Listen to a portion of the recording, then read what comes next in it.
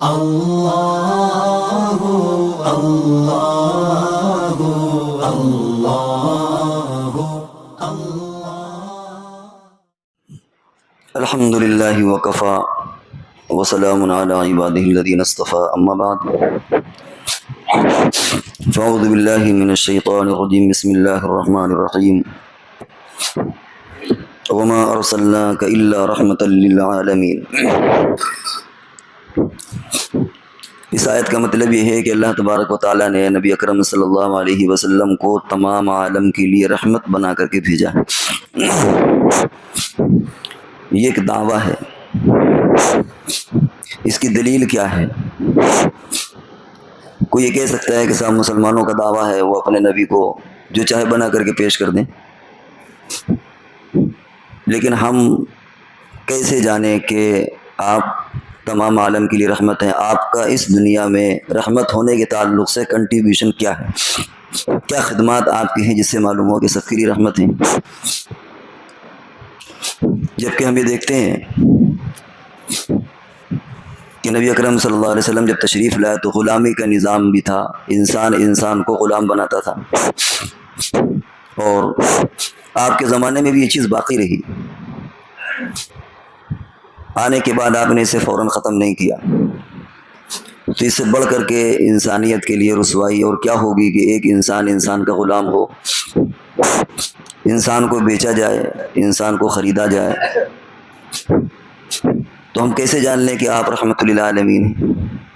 نبی بننے کے بعد آپ کو سب سے پہلا کام تو یہی کرنا چاہیے کہ بھائی آج سے غلامی کا نظام ختم۔ کچھ اس طرح کی چیزیں ہیں جس سے ان لوگوں کو یہ اشکال ہوتا ہے یا شبہ ہو سکتا ہے جو حضور صلی اللہ علیہ وسلم پر ایمان نہیں لاتے۔ اول تو ہمارا بھی جو ایمان ہونا چاہیے وہ محض قانونی قسم کا نہیں ہونا چاہیے کہ کچھ قانون اور کچھ ضابطہ دے دیا کہ تمہیں اپنے نبی سے محبت کرنا ہے بس، کیونکہ اس طرح کی محبت میں عظمت پیدا نہیں ہوتی۔ دیکھیے دنیا میں بہت سے لوگوں کا کچھ پروٹوکول ہوتا ہے، کچھ سرکاری قسم کے لوگ ہوتے ہیں، عہدیدار ہوتے ہیں، حکومت کی اعلیٰ گدیوں پر بیٹھے ہوتے ہیں۔ اگر وہ آپ کے پاس آئیں تو آپ انہیں پروٹوکول دیں گے، عزت اور احترام کا معاملہ کریں گے، لیکن یہ عزت اور احترام یہ قانونی اعتبار سے، دلی اعتبار سے، روحانی اعتبار سے نہیں ہوتا۔ کیونکہ آدمی کوستا بھی اس کا بس چلے تو اسے اس کا گلا گھونٹ دے، اسے کیا کیا کر دے، لیکن اب چونکہ وہ کسی عہدے پر ہے، مجبور ہے بیچارہ۔ ایک پولیس والا ہے جو اپنے اوپر کے آفیسر کو سیلوٹ مارتا ہے، کھڑے ہو کر کے سیلوٹ مارتا ہے، حالانکہ ہو سکتا ہے کہ دل میں اس کے اندر نفرت ہو۔ تو یہ اظہار محبت تو ہے، لیکن یہ ایسی اظہار محبت ہے کہ اس میں عظمت نہیں ہے، توقیر نہیں ہے۔ تو مسلمانوں کا تعلق نبی اکرم صلی اللہ علیہ وسلم کے ساتھ ایسی محبت کا نہیں ہے کہ بس قانون بنا دیا گیا، اللہ نے کہا محبت کرو، حضور نے کہا حضور کرو تو بس ہم محبت کرنے لگے۔ نہیں، یہ کوئی ایسا کوئی پروٹوکول یا کوئی ایسا قانونی مسئلہ نہیں ہے، بلکہ یہ روحانی اور ایمانی مسئلہ ہے۔ لا یؤمن احدکم، حضور نے فرمایا تم میں سے کوئی آدمی مومن ہی نہیں ہو سکتا جب تک کہ میری محبت سب سے زیادہ اس کے اندر نہ ہو۔ تو ایسی محبت ہے جو جسم سے بڑھ کر کے، قانون سے اوپر اٹھ کر کے، وہ ایمانی اور روحانی اعتبار سے محبت ہوتی ہے، اور صحابہ کرام نے وہ کر کے دکھایا۔ یعنی اس محبت میں عظمت بھی ہوتی ہے، توقیر بھی ہوتی ہے، محبت بھی ہوتی ہے، ہر چیز اس کے اندر پوشیدہ ہوتی ہے۔ بہرحال یہ موضوع دوسرا ہے۔ تو وما ارسلناک الا رحمۃ للعالمین، ہم نے آپ کو رحمت بنا کر کے بھیجا ہے۔ یہ ایک دعویٰ ہے مسلمانوں کا، اس کی دلیل کیا ہے؟ اور ظاہر ہے کہ مسلمانوں کو سمجھنے کی ضرورت نہیں ہے، کیونکہ وہ تو الحمدللہ محبت کرتے ہی، بلکہ یوں کہہ دیا جائے کہ اس امت کو جوڑنے کا واحد ذریعہ ہی حضور صلی اللہ علیہ وسلم کی محبت ہے۔ اس تعلق سے اگر اللہ کی ہستی اور ذات کو لیا جائے تو اللہ کو ماننے والے تو یہود بھی ہیں، نصارہ بھی ہیں، گویا اللہ کی محبت کی وجہ سے یہ امت متحد نہیں ہے، کیونکہ اللہ کو ماننے والے تو دوسرے مذاہب کے لوگ ہیں۔ اگر پوری امت کسی پوائنٹ، کسی نقطے پر جمع ہے تو نبی اکرم صلی اللہ علیہ وسلم کی ذات گرامی ہے۔ یہ ایک ایسا واحد نقطہ ہے کہ پوری دنیا کے مسلمان اس پر متحد ہو جاتے ہیں۔ اسی لیے اگر کہیں حضور کی شان پر گستاخی ہو تو سارے لوگ بلبلا جاتے ہیں، سارے لوگ پریشان ہوتے ہیں، احتجاج کرتے ہیں، ہر ایک کو دکھ ہوتا ہے، درد ہوتا ہے، پوری امت ایک ساتھ جمع ہو جاتی ہے۔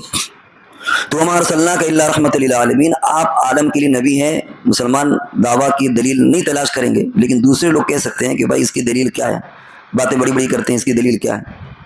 اب آپ دیکھیں کہ جس پلانٹ پر ہم رہ رہے ہیں، جس دنیا میں، اس میں اللہ نے تو فرمایا کہ رحمت للعالمین، تمام عالم کے ہیں، اور وہ تو ان کا تو ہم کو پتہ ہی نہیں ہے کہ کس سیارے پر کون سی کس طرح کی دنیا آباد ہے، نہیں آباد ہے، اللہ بہتر جانے۔ ہم تو اپنی اس دنیا کا ذکر کر رہے ہیں۔ یہاں رہنے والے انسان ہیں، جانور ہیں، اور وہ جمادات، پانی، پودے، پہاڑ، درخت، جن سے انسان کا ایک سابقہ رہتا ہے، سب ایک دوسرے کے ساتھ مربوط ہیں۔ اب آئیے نیچے سے چلتے ہیں کہ حضور صلی اللہ علیہ وسلم کا کنٹریبیوشن اس عالم میں کیا ہے۔ باتیں بہت سادی سی ہیں لیکن بڑی گہری باتیں ہیں۔ حضور صلی اللہ علیہ وسلم نے فرمایا کہ دیکھو، پانی، ٹھہرے پانی میں، یعنی پانی اگر تم نہا رہے اس میں، پیشاب مت کرو، یہ گویا اپنے پانی کو پولوٹ ہونے سے بچایا۔ اب آپ اس کی شقیں اور آپ اس کی تقسیم کرتے رہیے۔ دو ہی زیادہ مسائل، ایک تو پانی کو گندا نہ کیا جائے، دوسرے کہ پانی کو زیادہ بہایا نہ جائے، اور دونوں ہدایتیں آپ کی تعلیم میں موجود ہیں۔ پانی کو گندا کرنے سے بھی آپ نے منع کیا، اور پانی کو زیادہ بہانے سے منع کیا کہ اگر تم کسی نہر، دریا، کسی ندی کے کنارے بھی تم نہا رہے ہو، وضو کر رہے ہو، تب بھی زیادہ پانی نہ بہاؤ۔ اس سے زیادہ فصیح اور بلیغ سمجھانے کا انداز کچھ ہو ہی نہیں سکتا، کیونکہ یہاں پر آدمی سوچتا ہے کہ بھائی ہم تو کنارے بیٹھے ہوئے ہیں، پانی بہہ کر کے اسی میں جائے گا، تو آپ اگر 2 بالٹی کے بجائے 10 بالٹی میں نہا رہے تو کیا پرابلم ہے؟ پانی کوئی برباد تو ہوا نہیں، پانی تو وہیں پر چلا گیا۔ لیکن اس سے کیا ہوگا؟ مزاج خراب ہوگا، عادت خراب ہو جاتی ہے، پھر آپ دوسری جگہ پر بھی پانی زیادہ بہائیں گے۔ تو حضور نے ایسی جگہ پر بریک لگائی کہ جہاں انسان سوچ بھی نہیں سکتا، اور ظاہر بات ہے کہ آج پانی کا کتنا بڑا مسئلہ ہے۔ تو آج پانی کو گندا کرنے سے بچانے کے لیے اور پانی کو اسراف، زیادہ خرچ کرنے سے بچانے کے لیے نبی اکرم صلی اللہ علیہ وسلم نے ہدایت فرمائی۔ خود آپ جو وضو فرماتے تھے، روایتوں میں آتا ہے 1 مد پانی، اور 1 مد پانی تقریباً 750 ml، یعنی تقریباً پون لیٹر ہوتا ہے۔ ہم لوگ اللہ جانے 15 لوٹا 10 لوٹے میں کتنا پانی بہاتے ہیں، ٹوٹی کھلی ہوئی بھائی۔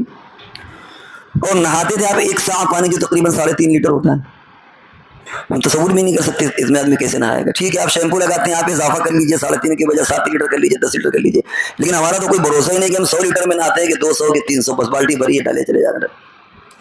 تو یہ نبی اکرم صلی اللہ علیہ وسلم نے پانی کے تعلق سے قیامت تک آنے والوں کو ہدایت دی۔ کیا یہ رحمت للعالمین کے قبیل سے نہیں؟ آپ یعنی پانی کے لیے بھی رحمت، اور اس پانی کے ذریعے سے انسانوں کے لیے رحمت ہے۔ کیا دنیا میں کوئی بھی مذہب ایسا ہے جو یہ تعلیم دکھا سکتا ہو جہاں پانی کی یہ ڈیفینیشن کی گئی ہو کہ صاحب پانی اس طرح مت بہانا؟ ہندوازم ہے، عیسائیت ہے، یہودیت ہے، دنیا میں کوئی بھی مذہب اپنی مذہبی کتابوں میں دکھا دیں کہ ان کیا یہ تعلیم دی گئی ہو کہ پانی تمہیں اس طرح خرچ کرنا ہے، پانی گندا نہیں کرنا ہے، تمہیں اس طرح پانی استعمال کرنا ہے۔ نہر کے کنارے بھی ہو تو تم لمیٹڈ پانی پر نہاؤ تاکہ تمہاری عادت اور مزاج خراب نہ ہو جائے۔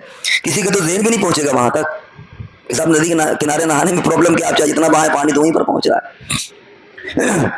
درخت کاٹنے سے بلا وجہ آپ نے منع فرمائی ہوئی ہے۔ انوائرمنٹ پولوشن کے بارے میں آپ نے ہدایت دی۔ گھروں کی صفائی کا آپ نے طریقہ بتایا ہے، کیسے گھر صاف کیا جائے کہ گھر کے اندر گندگی کا پولوشن نہ ہو۔ حتیٰ کہ گوشت کھانا انسان کی ایک ضرورت ہے دنیا میں بہت بڑی، کچھ لوگ اگرچہ نہ کھاتے ہوں، لیکن اگر آپ یہ کہیں کہ 90 سے 95% دنیا گوشت کھاتی ہے تو غلط نہیں ہے، لیکن آپ نے اس کی بھی حدود بیان کی، کیسا جانور کاٹا جائے۔ ایک جگہ آپ تشریف لے گئے، وہ خوش ہو گئے اور انہوں نے چاہا کہ ایک بکری ذبح کر کے آپ اور آپ کے جو ساتھ میں تھے ان کو کھلایا جاتا۔ آپ نے فرمایا کہ دیکھو دودھ والی مت کاٹنا، یہ آپ نے ہدایت دی کہ دودھ انسانوں کی بھی ضرورت ہے، خود اس کے بچے کی ضرورت ہوگی، دودھ والی بکری مت کاٹنا۔ تو اس تعلق سے اگر آپ دیکھیں تو چاہے وہ پانی ہو، فضا ہو، جانوروں ہو، کتنی حدیث ایسی ہیں۔ آپ نے فرمایا کہ جانور پر اس سے زیادہ بوجھ نہ لادنا، اونٹ پر اس سے زیادہ بوجھ نہ لادنا، سواری کو نچوڑنے سے پہلے اس کو اتر جانا، یعنی کہ اس کو پورا نچوڑ دو، وہ بیچارہ تھک کر کے چور ہو جائے، اور راستے میں اس کو کھلاتے پلاتے جانا۔ اگر زمین سرسبز و شاداب ہے تو تم اس طرح سفر کرنا، اگر چٹیل میدان ہے اور خوش ہے تو تم اس طرح سفر کرنا۔ دونوں طریقے بتا دیے گئے۔ اگر زمین ہری بھری ہے تو ذرا کھلاتے پلاتے لے جانا، اور سوکھا میدان ہے تو ایسا نہیں کہ صبح سے شام تک اس کو گاڑی کی طرح ریت دیا، کیونکہ گاڑی تو بے جان ہے، بلکہ اسے ٹھہرنا، اسے موقع دینا کہ وہ آرام کر لے۔ ہم یہ پوچھتے ہیں کہ دنیا میں کوئی بھی مذہب والا یہ ہدایت دکھا دے کہ کہیں کسی اونٹنی یا گھوڑے کے بارے میں یہ ہدایت دی گئی ہو کہ بس آپ اس سے زیادہ اس پر سواری مت لادنا، اس کو اس طرح استعمال کرنا، اس کو اس طرح استعمال کرنا۔ اور آپ جانتے ہیں کہ بیت المقدس کے فتح ہونے کا واقعہ بھی اسی ایک سواری، اسی ایک سنت کی بنیاد پر ہوا۔ حضرت عمر رضی اللہ تعالیٰ عنہ پیدل اور غلام سوار، انہوں نے چابیاں حوالے کر دی۔ تو کوئی بھی مذہب معلوم یہ ہوا کہ آپ نے جانوروں کے بھی حقوق، دوسرے لوگ نہ مانے ہمیں کوئی پرواہ نہیں، لیکن ہمارا آپ کا ایمان ہے معجزے کے طور پر آپ گزر رہے تھے، ایک اونٹ نے شکایت کی حضور سے کہ اللہ کے رسول میرا مالک مجھ سے محنت زیادہ لیتا ہے، چارہ کم دیتا ہے، آپ بہت ناراض ہوئے، آپ نے فرمایا کہ آجما یہ گونگے جو بول نہیں سکتے ان کے بارے میں تم اللہ سے ڈرو۔ کس مذہب کے اندر یہ تعلیم ہے؟ آج بھی بہت سے مذاہب کی کتابیں موجود ہیں، اس میں کوئی دکھا دے کہ بھائی پانی کا یہ حق ہے اور بکری کا یہ ہے اور اونٹ کا یہ ہے اور اس کا یہ اور اس کا یہ ہے، یہ اس مذہب کے عالمی ہونے کے اور آپ کے عالمی ہونے کی علامت ہے۔ رحمت للعالمین اور تمام انسانوں کے لیے، وما ارسلناک الا کافۃ للناس بشیرا ونذیرا، تمام انسانوں کے لیے آپ کو رحمت بنا کر کے بھیجا گیا اور تمام انسانوں کے لیے آپ کو نبی بنا کر کے بھیجا گیا، تو آپ کی تعلیمات بھی مکمل اور جامع ہونا چاہیے۔ تو جو ہم اس دنیا میں بس رہے ہیں تین چیزوں سے سب کا، انسان ہے، جانور ہے اور پلانٹ یعنی جمادات جو چیزیں ہیں نباتات کے قبیل سے، آپ نے ہر ایک کی بانگی اور نمونے کے طور پر، سیمپل کے طور پر آپ نے ہدایت دے دی کہ دیکھو پانی کے ساتھ ایسا کرنا۔ ظاہر بات ہے کہ مکہ میں آپ یہ تو نہیں کہہ سکتے تھے کہ بس شجر کاری کرو، کیونکہ وہ پتھریلی زمین اس زمانے میں تصور نہیں تھا، لیکن پھر بھی بعض روایتوں میں اس طرح آتا ہے کہ بلا ضرورت درختوں کو مت کاٹو تاکہ تمہارا یہ ماحول انوائرمنٹ تمہارا رہنے کے قابل بن سکے، ایسا نہ ہو کہ آکسیجن کی کمی ہو جائے، کچھ دوسری دقتیں ہو جائیں جو آج کل محسوس کی جا رہی ہیں۔ اور پانی کے تعلق سے آپ کتنا سنجیدہ اور سیریس رہے کہ ندی کے کنارے نہانے کے بھی آپ نے پابند کر دیا کہ زیادہ پانی مت بہاؤ، پانی کو گندا مت کرو۔ جانوروں کے تعلق سے آپ نے دیکھا کہ چاہے بکری ہو، اونٹ ہو، گھوڑا، آپ نے ہدایات دے دی کہ بھائی ان سے کتنی خدمت لی جا سکتی ہے، کتنی محنت ان سے لی جا سکتی ہے، ان کی محنت سے زیادہ ان پر بوجھ مت لا دو۔ اب رہا یہ مسئلہ کہ انسانوں کے ساتھ ہم صرف غلامی کا مثال ایک پیش کریں گے آپ کے سامنے۔ کوئی یہ کہہ سکتا ہے کہ سر اسلام کے اندر غلامی کو فوراً ختم کیوں نہیں کر دیا گیا؟ آپ سب کے لیے رحمت ہے تو یہ کیا کہ انسان کا غلام بنے؟ دیکھیے آپ نے اس کا سیمپل اور نمونہ اور ہدایت تو آپ نے دے دی کہ شریعت کا منشا کیا ہے، لیکن ختم کرنے کی کچھ ایک طریقے ہوتے ہیں، طریقہ کار ہوتے ہیں۔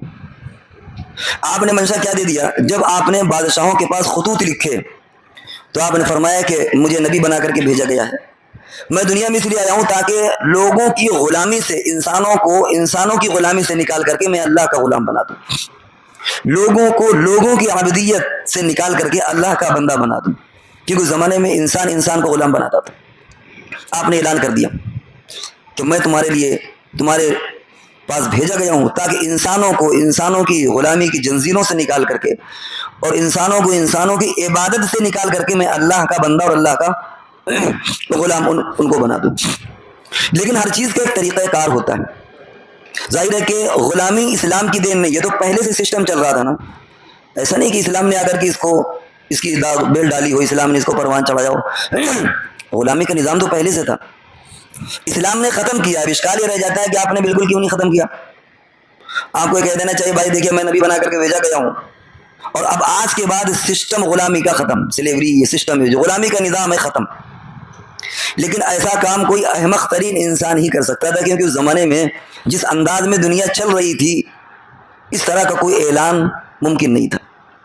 اور وہ اس طرح کہ اس زمانے میں لیبر، مستری اور ملازم اور مزدور کی بجائے یہ غلام وہ سارے کام کرتے تھے۔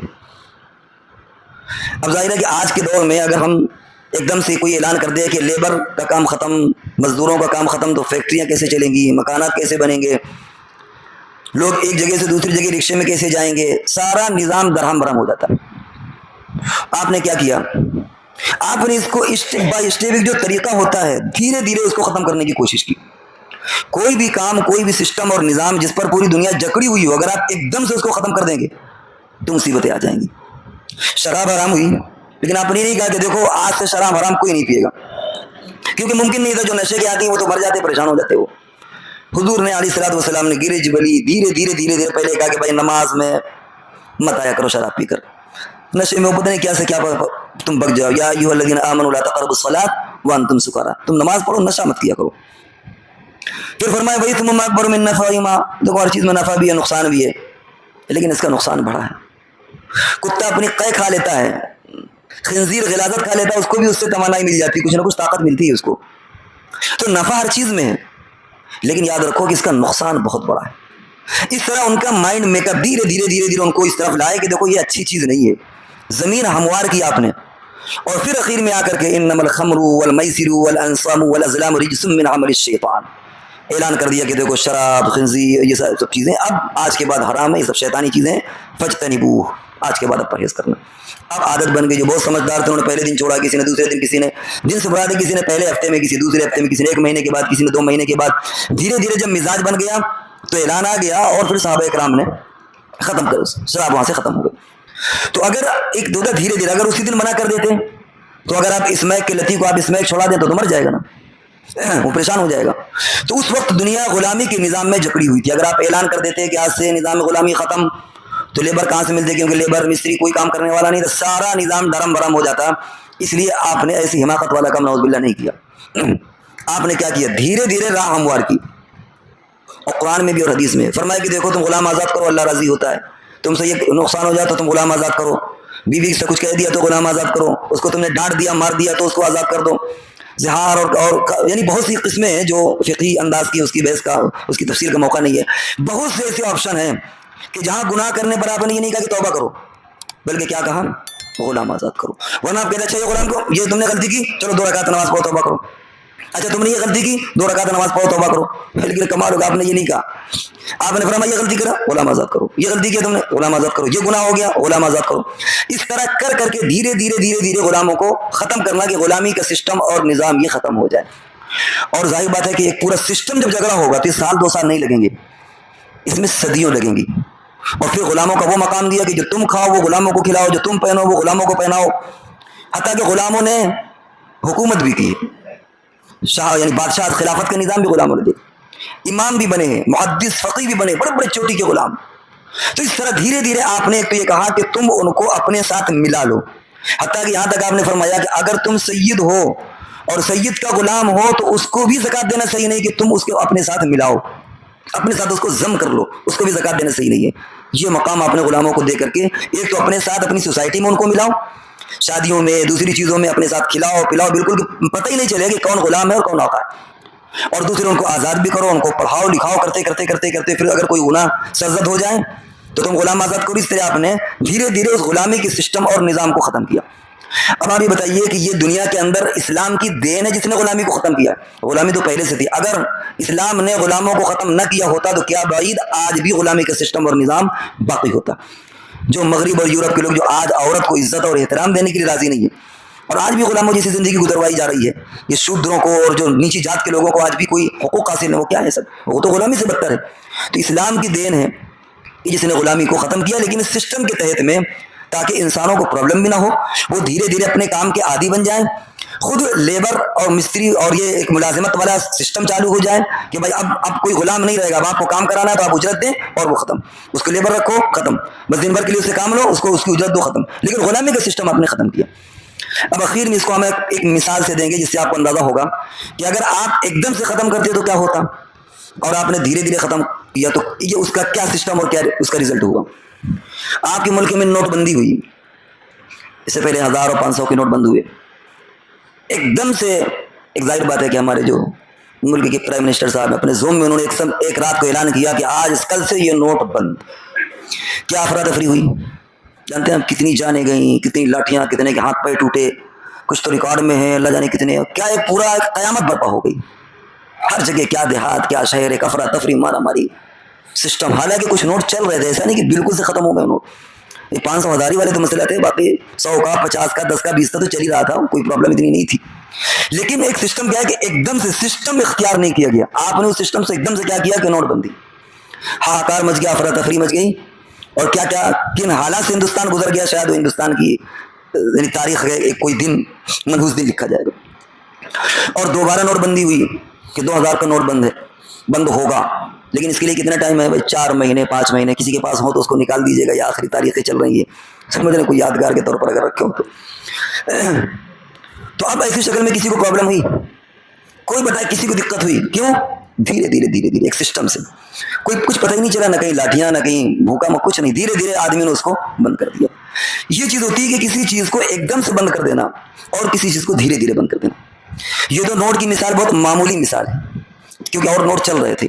اگر نبی اکرم صلی اللہ علیہ وسلم اس وقت کہہ دیتے کہ دیکھو مجھے نبی بنا کر بھیجا گیا ہے اور جہاں میں انسانوں کے حقوق کو پورا کروں گا اور ان کو حقوق دوں گا اور مجھے رحمت بنا کر کے بھیجا گیا، دیکھو آج سے نظام غلامی بالکل ختم، تو جتنی افراتفری سے نوٹ بندی وہ پہلی مرتبہ ہوئی نا، اس سے کہیں زیادہ افراتفری اس وقت مچ جاتی. لوگوں کو باغات میں کھیتوں میں کام کرانے کے لیے کوئی نہیں ملتا، پوری نظام ٹھپ ہو جاتا. اس لیے آپ نے کیا کیا، جس طریقے سے بھی دوسری ایک اس کو دھیرے دھیرے اس کو ختم کر کے، کیونکہ اسلام کا یہ ذوق نہیں ہے. جس نے ذات پات کو برداشت نہ کیا وہ غلامی کیا برداشت کرے گا. لا فخر لعرب ولا عجمی، آپ نے فرمایا کہ لا فخر، کسی عربی کو عجمی پر فضیلت نہیں ہے، کالے کو گورے پر فضیلت نہیں ہے. جس نے کاسٹ اور ذات برادری کو برداشت نہیں کیا، پسند نہیں کیا، ان اکرمکم عند اللہ اتقاکم، تم میں سب سے اللہ کا مکرم اور عظمت والا بندہ وہ ہے جو تقوی والا ہو. جس نے ذات برادری کو پسند نہیں کیا وہ غلامی کے نظام و سسٹم کو پسند کرے گا. لیکن ہر چیز کا ایک طریقہ ہوتا ہے. تو یہ غلامی دین اسلام کی نہیں ہے. غلامی کا سسٹم اور نظام یہ نحوست تو پہلے سے آ رہی تھی. اسلام کا احسان یہ کہ اس نے غلامی اور سسٹم کو ختم کیا ہے، اور یہ پوری انسانیت پر احترام ہے. اگر اسلام نے یہ قدم نہ اٹھایا ہوتا تو شاید آج بھی وہ سسٹم اور نظام باقی ہوتا. بعد میں یہ دولت مشترکہ اور یہ سب اپنے بنایا کرے جو بھی قانون بنائے، لیکن اصل تو اس وقت حضور علیہ السلام نے ایک رخ دکھا دیا تھا. تو اب اگر ہم یہ دیکھیں، ہمارا دعویٰ تھا کہ نبی اکرم صلی اللہ علیہ وسلم رحمت للعالمین ہے. 1-2 منٹ زیادہ گوارا کر لیجیے گا کیونکہ ذرا سا موضوع ہے، مضمون پورا ہو جائے. تو دعویٰ کیا تھا؟ رحمت للعالمین، تمام عالم کے لیے رحمت ہے. اس کی دلیل ہم نے آپ کو دے دی. دلیل کیا ہے کہ آپ جمادات، نباتات، پیڑ پودے، پانی، ان کے بھی آپ نے حقوق بیان کیے تاکہ انسانوں کو زحمت نہ ہو. جانوروں کے حقوق آپ نے بتا دیے تاکہ جانوروں پر بھی ظلم نہ ہو اور انسانوں پر بھی اس کا وبال نہ پڑے. اور انسانوں کو بھی آپ نے حقوق دیا. یہ تو ایک غلامی ہم نے مثال کے طور پر دی، ورنہ آپ نے جو پڑوسیوں کے حقوق بیان کیے، ایک دوسرے کے حقوق کیسے زندگی گزاری جائے، وہ آپ نے انسانوں پر، اس میں مسلمان خاص نہیں، اس میں تمام انسانوں کے لیے آپ نے ہدایت دی. تو یہ الحمدللہ قرآن یا حدیث میں جو بھی کوئی چیلنج کیا جاتا ہے، جو بھی کوئی دعویٰ کیا جاتا ہے، اس کی دلیلیں بھی ہوتی ہیں. ایسا نہیں ہے کہ صرف جمع خرچ ہو جائے، صرف یوں ہی کوئی بات کہی جائے. یہ ایک الگ بات ہے کہ اس دلیل تک ہماری سوچ نہ ہو، ہم وہاں تک نہ پہنچ پائیں. بہرحال اس تعلق سے ضرورت اس بات کی ہے کہ ہم اس مشن، اس پیغام کو دوسروں تک پہنچائیں کہ نبی اکرم صلی اللہ علیہ وسلم تمام عالم کی رحمت ہیں. کس طرح رحمت ہے، کچھ اور انشاءاللہ کچھ اس کی اگر کچھ جزیات ہوں گے تو پھر اگلے موقع پر اس کو عرض کیا جائے گا. تو اس وقت جو ہماری بات تھی کہ آپ نبی اکرم صلی اللہ علیہ وسلم تمام عالم کے لیے رحمت بنا کر بھیجے گئے، یہ ایک دعویٰ تھا، اور اس کی جو دلیلیں تھیں وہ مختصر انداز میں آپ کو بتا دی گئی. اللہ تبارک و تعالی ہم سب کو عمل کی توفیق عطا فرمائے. وآخر دعوانا الحمدللہ رب العالمین.